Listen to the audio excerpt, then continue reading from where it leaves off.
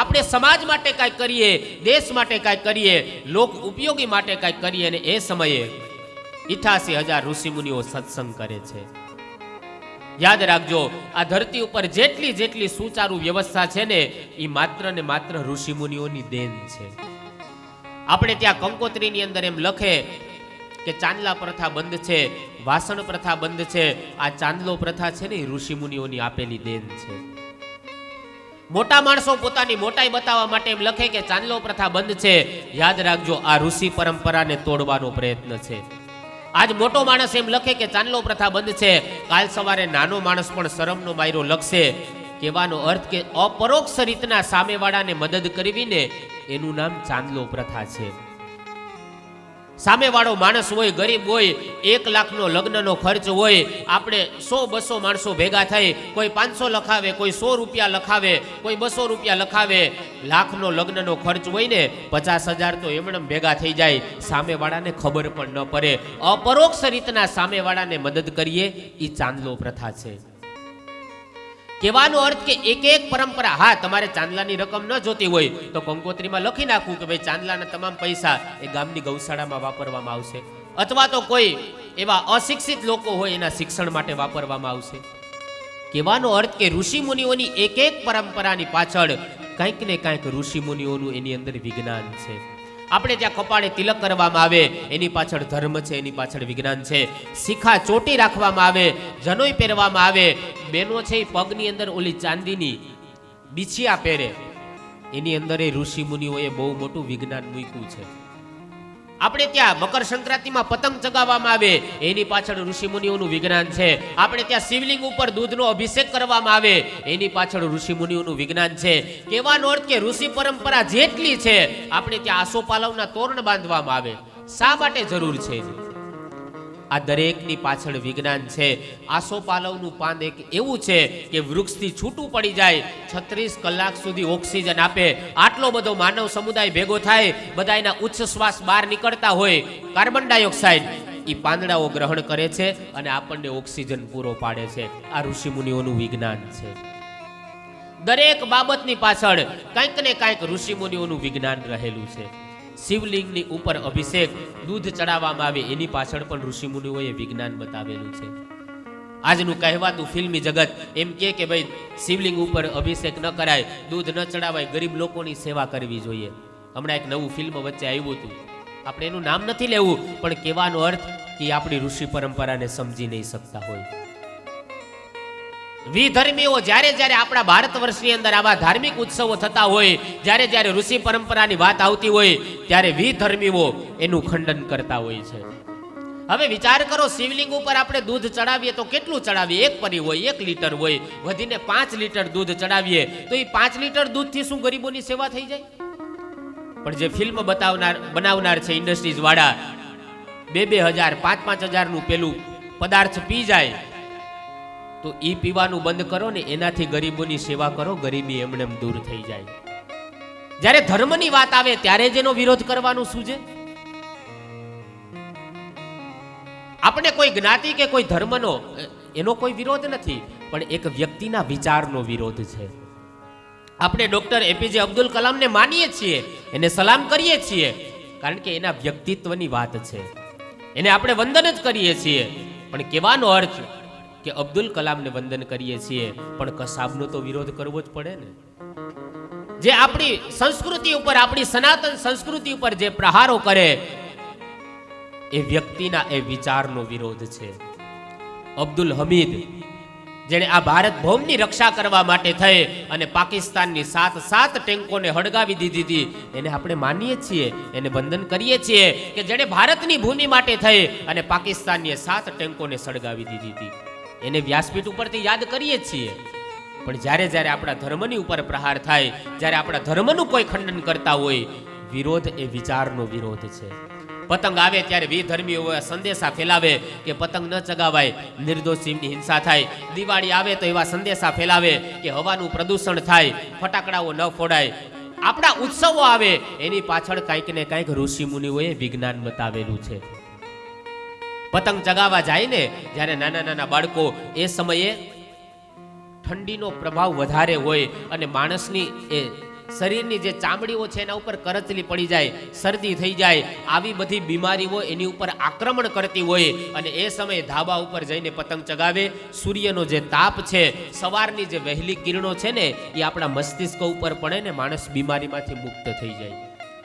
એટલા માટે થઈને આ ઋષિમુનિઓની પરંપરા છે. પણ કે પતંગ ન ચગાવાય, નિર્દોષ જીવની હિંસા થાય પક્ષીઓની. તો 24 કલાક રેકડીઓમાં મરઘા કપાય છે ત્યારે પક્ષી પ્રેમ ક્યાં જાય છે? ઈદ આવે ત્યારે હજારો બકરા કપાય છે ત્યારે પશુ પ્રેમ ક્યાં જાય છે?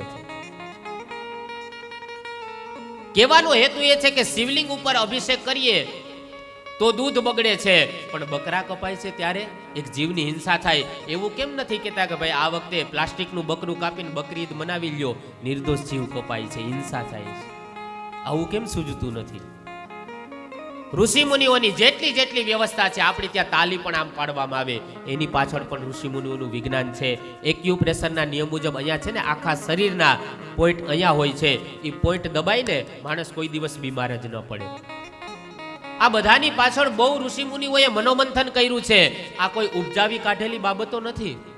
88,000 ઋષિમુનિઓ ભેગા મળી વિચાર કર્યો કે સમાજના હિત માટે આપણે શું કરીએ, કારણ કે હવે પછીનો સમય એ કલિયુગનો સમય છે અને કલિયુગની અંદર લોકો બધા આળસુ થશે, મંદ ભાગ્યવાળા થશે.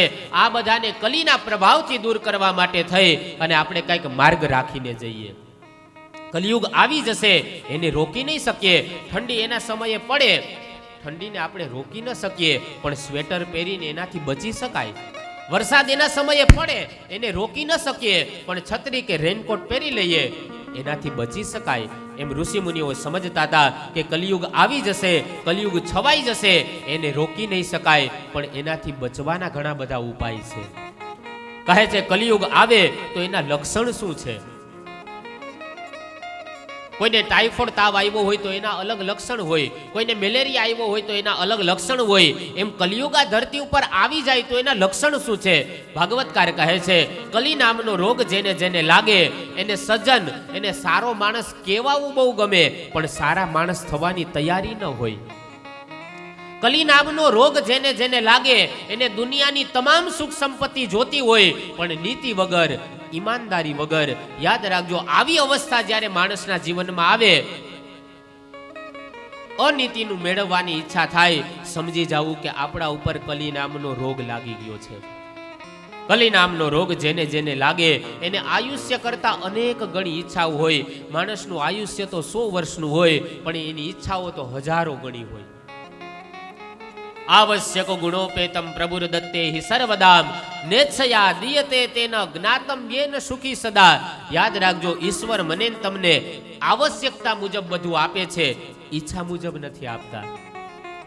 અને આવશ્યકતા તો ગરીબની પૂરી થઈ જાય અને ઈચ્છા તો રાજાની પણ અધૂરી રહી જાય. રોટી, કપડાં અને મકાન, આ 3 આપણી આવશ્યકતા છે. આટલી વસ્તુ ભગવાન દરેકને આપી દે. આમાંથી કોણ એવો છે કે જેને પહેરવા માટે કપડાં નથી? આમાંથી કોણ એવું છે કે જેને રહેવા માટે ઘર નથી? આમાંથી કોણ એવું છે કે જેને 3 ટાઈમ ભોજન કરવા માટે થઈ અનાજ નથી? આ 3 વસ્તુ આપણી આવશ્યકતા છે. ઈશ્વર ગમે ત્યાંથી ગમે એમ કરીને આ 3 વસ્તુ એના સુધી પહોંચાડી દે. હા, આનાથી વધારે આપણે ઈચ્છા કરીએ તો પછી જીવનમાં સંઘર્ષો ઊભા થાય. માટે આવશ્યક ગુણોપેતમ પ્રભુર દત્તે હિ સર્વદામ. ઈશ્વર એટલો કૃપાળો છે કે આવશ્યકતા મુજબ આપી દે, ઈચ્છા મુજબ દેવા માટે ઈશ્વર બંધાયેલો નથી. પછી આપણી જેવી યોગ્યતા હશે, આપણી જેવી પાત્રતા હશે, એવું આપણને પ્રાપ્ત થશે. તો કલિયુગની અંદર, માણસના જીવનની અંદર માણસની ઈચ્છાઓ અનેક ગણી થઈ ગઈ છે. માણસના જીવનમાં સત્સંગના અભાવે, કથાઓના અભાવે ઈચ્છાઓની ગતિ છે એ આયુષ્ય કરતા વિચિત્ર થઈ ગઈ છે. ઋષિમુનિઓને ખ્યાલ હતો ભવિષ્યમાં જે લોકો હશે એ બધા આપણી જ પરંપરાના હશે, આપણા જ સંતાનો હશે. માટે એ બધાને સુખી કરવા માટે થઈ અને નૈમિષારણ્યમાં આ ઋષિમુનિઓ ભેગા થયા છે. અને એ સમયે નૈમિષારણ્ય નામની ભૂમિકા બતાવી છે. આ નૈમિષારણ્ય એ કોઈ ભૂમિ નહીં, પણ એક ભૂમિકાનું નામ છે. જે જગ્યાએ આપણું મન શાંત થાય એ જગ્યાએ સત્સંગ કરવાની વાત છે. અને જ્યાં મન સ્થિર હોય, જ્યાં મન શાંત રહે, એવી જગ્યાએ બેસીને જો કથાને સાંભળીએ તો એ કથા આપણા જીવનમાં આપણે વાયવી કહેવાય. 2 શબ્દ છે, એક તો ડાયટું અને એક વાયવું. હવે આપણા જીવનમાં આ કથા વવાય છે કે ડટાય છે ખબર કેવી રીતના પડે? કહેવત છે ને કે ભાઈ આપણે કથામાં તો બેસીએ છીએ, પણ એ કથા પાછી આપણામાં કેટલી બેસે એ મહત્વનું છે. અને મગનભાઈએ તો એવો, અમે અહીંયા આ વાડી જ્યારે જોવા માટે આવ્યા ત્યારે એવો સંકલ્પ કરી લીધો હતો કે શાસ્ત્રીજી આ જ્યાં સુધી ભાગવતજી અહીંયા પધાર્યા નથી ત્યાં સુધી જેટલી દોડધામ કરવી પડે એટલી કરી લેવી, પણ એક વખત ભાગવતજી અહીંયા આવી જાય ને પછી બધા જ કામ કેતનભાઈને સોંપી દેવાના, આપણે કથા સાંભળવી છે. 8 દિવસ આપણે બીજા કાંઈ લૌકિક કાર્યોમાં ધ્યાન નથી દેવું, બસ માત્ર ને માત્ર ઈશ્વરે આ અવસર આપ્યો છે એટલે કથાને સાંભળવી.